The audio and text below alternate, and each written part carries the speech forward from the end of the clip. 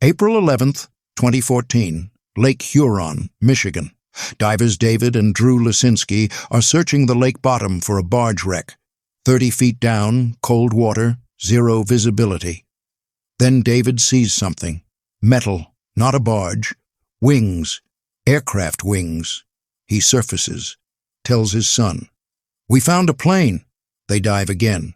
This time they find an engine, 1,200 pounds, covered in muscles, and then they see it. The tail section, painted red, red tail, Tuskegee Airmen. They call Wayne Lusardi, Michigan's maritime archaeologist. He comes to investigate. He finds the propeller, and when he examines it closely, his blood runs cold. Bullet holes, not from enemy fire, from the plane's own guns.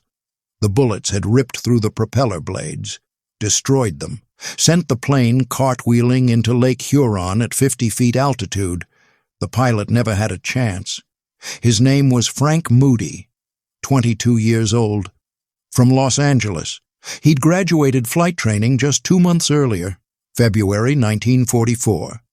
He was preparing to deploy to Italy to fight the Luftwaffe. He never made it, because on April 11, 1944, his P-39 Aerocobra's guns weren't synchronized properly. When he fired, the bullet struck his own propeller. The plane crashed. Frank Moody died instantly, his body washed ashore 54 days later. Before I tell you the rest of this story, drop a comment right now.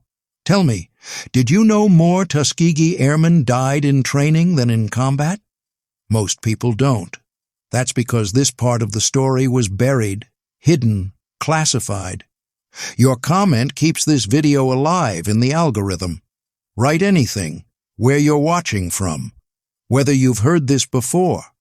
Just engage, do it now, and hit that like button, because what I'm about to tell you will shock you. The Tuskegee Airmen are famous for their combat record, never losing a bomber, shooting down Me-262 jets, being the best fighter pilots in World War II. But here's what history didn't tell you. Training in America was more dangerous than combat in Europe. Let me explain. 992 pilots trained at Tuskegee from 1941 to 1946. 450 deployed overseas to combat.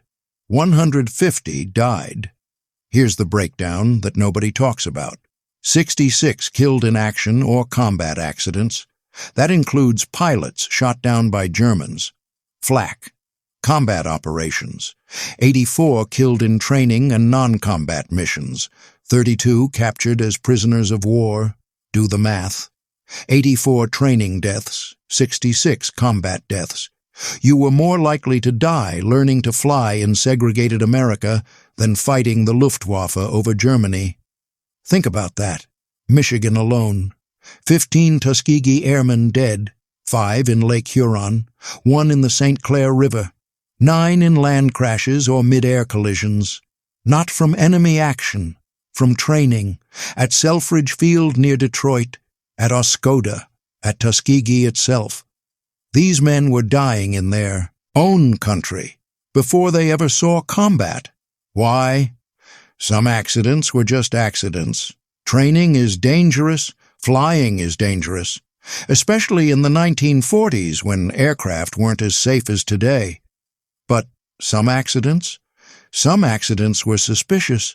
Frank Moody's guns out of sync? That's not supposed to happen. Guns are synchronized with the propeller rotation specifically so bullets don't hit the blades. When synchronization fails, it's usually because someone didn't do their job. Or worse, because someone sabotaged the mechanism. We'll never know for sure. The investigation went nowhere, just like so many other investigations into Tuskegee training deaths.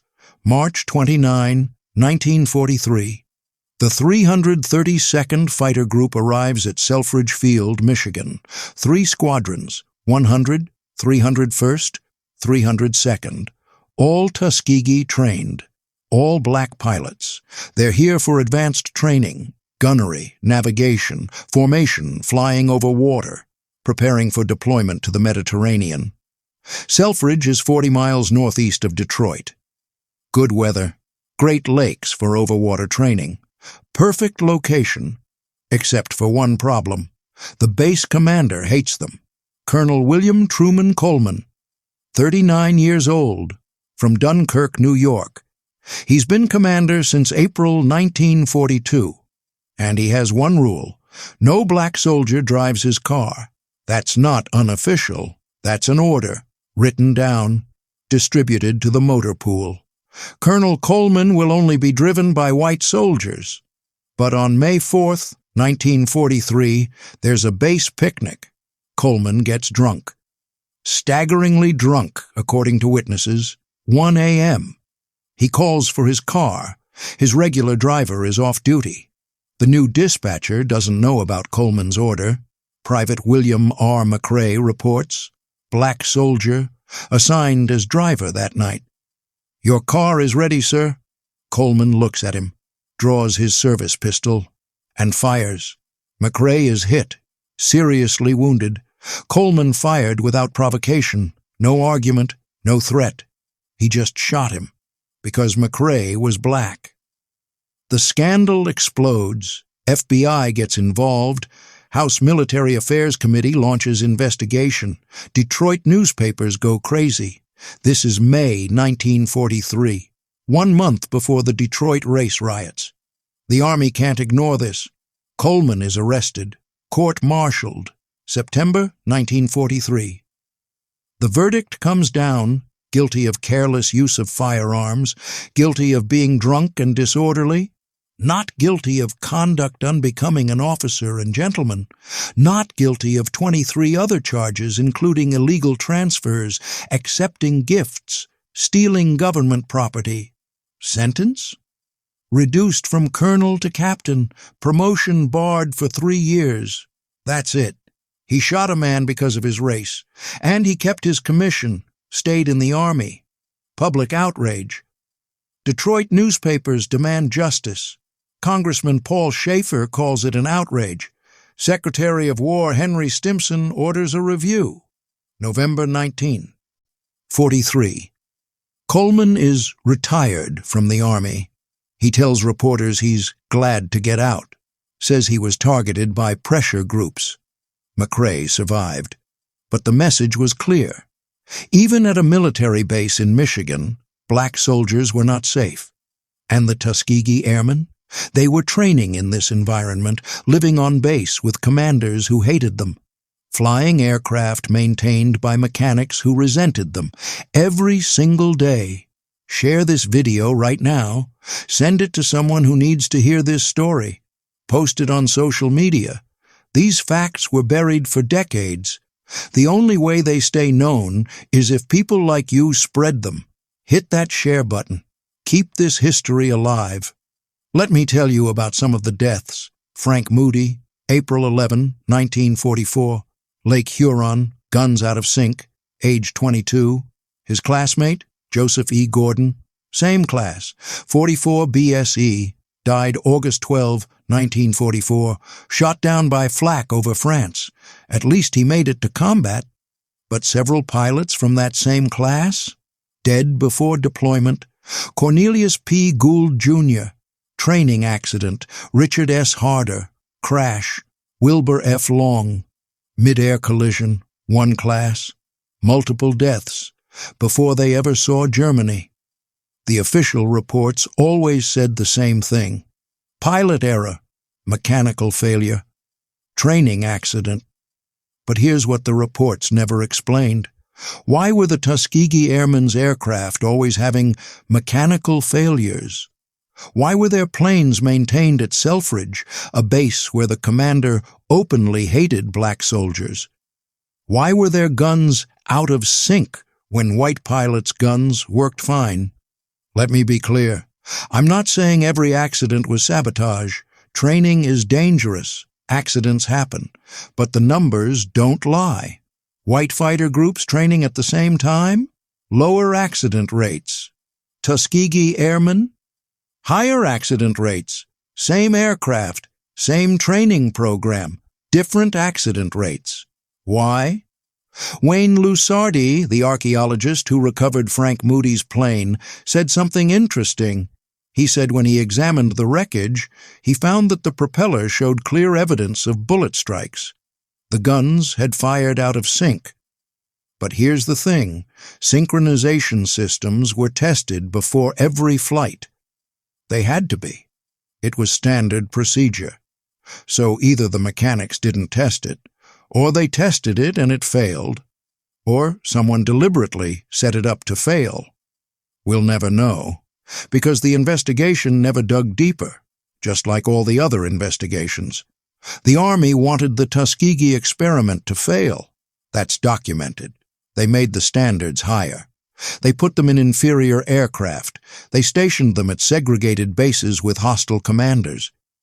And when pilots died in suspicious accidents, the investigations went nowhere. Pilot error. Case closed. Harry Stewart, Jr. He's 99 years old as of 2024. One of the last surviving Tuskegee Airmen. He trained at Tuskegee, never made it to Selfridge, deployed straight to Italy. He's been asked many times, what was the hardest part of being a Tuskegee Airman? His answer? Training in America was harder than combat in Europe. Not because the flying was harder, because the hatred was constant. White instructors who wanted you to fail.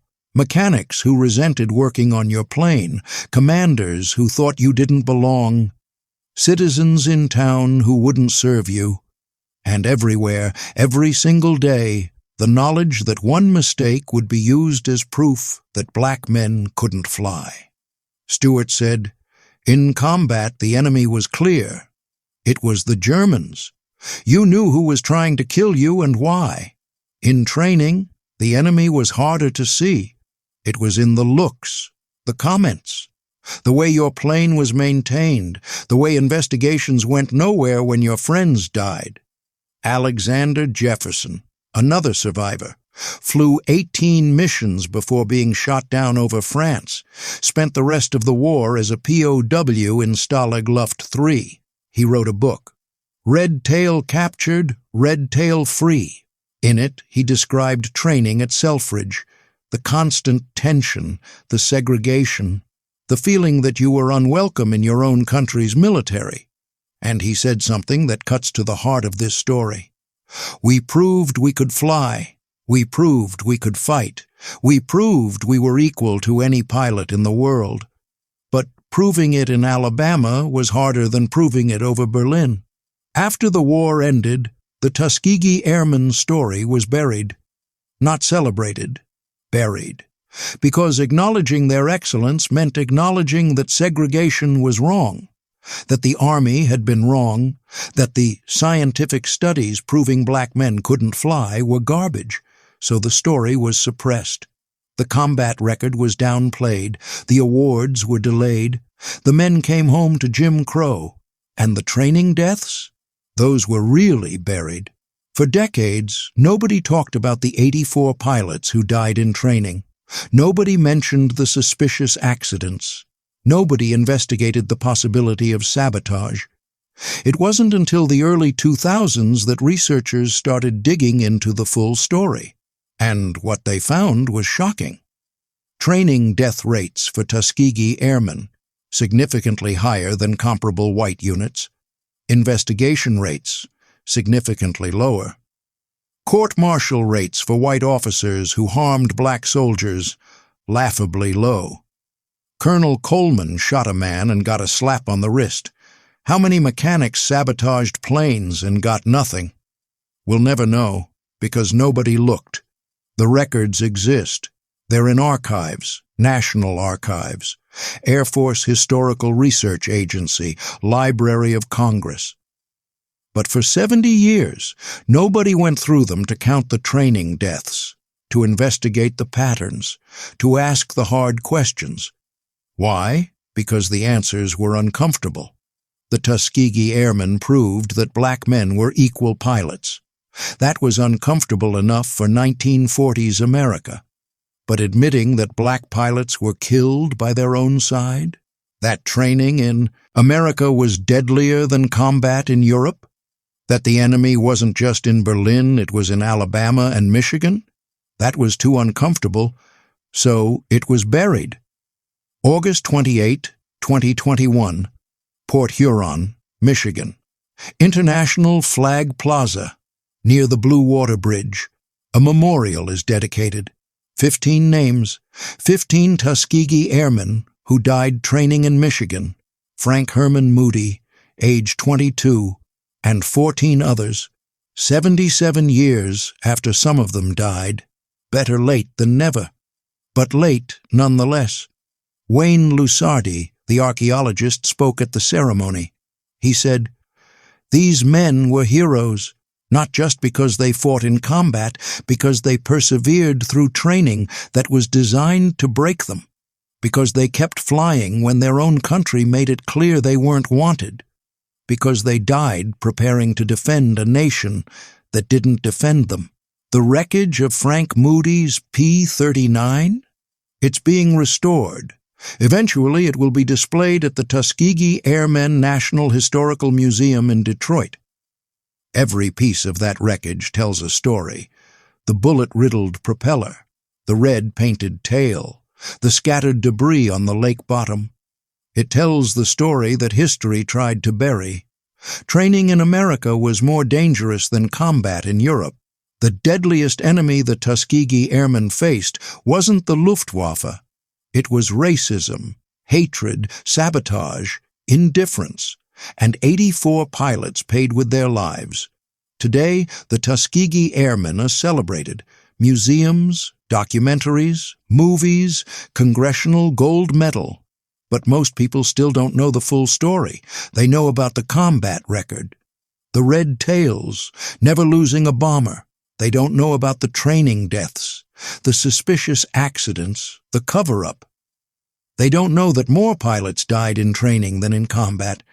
They don't know that a colonel shot a black driver and kept his commission. They don't know that 15 pilots died in Michigan alone, before they ever saw Germany. This is the story that needs to be told, not to diminish the Tuskegee Airmen's accomplishments, to honor them. Because proving yourself when the odds are stacked against you is heroic. But proving yourself when your own side is trying to kill you, when accidents are suspicious, when investigations go nowhere, when every flight might be your last because someone sabotaged your plane, that's not just heroic, that's superhuman. The Tuskegee Airmen didn't just fight Germany, they fought America. They fought racism. They fought a system designed to make them fail, and they succeeded anyway. 84 died trying. Their names should be remembered just as much as the 66 who died in combat, because they were all heroes, every single one. 3 things you need to do right now. First, drop a comment. Tell us the name of one Tuskegee Airman who died in training that you want to remember. Frank Moody, Joseph Gordon, Cornelius Gould, Richard Harder, Wilbur Long, or just write "Never Forget." Your comment matters. It keeps this story alive. Second, hit that subscribe button. Turn on notifications. We tell forgotten stories from World War II, stories that were buried, stories that need to be heard. Don't miss them. Third, share this video. Send it to your history teacher, your grandfather, your friend who loves World War II history. Post it on Reddit, Twitter, Facebook, wherever. These 84 pilots deserve to be remembered. You can help make that happen. The Tuskegee Airmen proved that excellence has no color, but they proved something else too. That injustice can be anywhere, even at home, even in your own military, even when you're fighting for your country. And that the fight for equality never ends, not in the 1940s, not today. Thank you for watching. Thank you for remembering. These pilots died 70, 80 years ago, but their story lives on, because people like you refuse to let it be forgotten. One more time, comment below. What shocked you most about this story? That more died in training than combat? The Colman shooting? The cover-up? Tell us. Engage. Your comment helps this video reach more people. And if you want to learn more about the Tuskegee Airmen, check out these videos, link in description. We've got hours of content on the red tails, the full story, the complete truth. Never forget, never stop learning, never stop sharing these stories. The Tuskegee Airmen's deadliest enemy wasn't Germany. It was the hatred they faced at home, but they fought both enemies. And they won. That's the real story. That's the truth. And now you know it.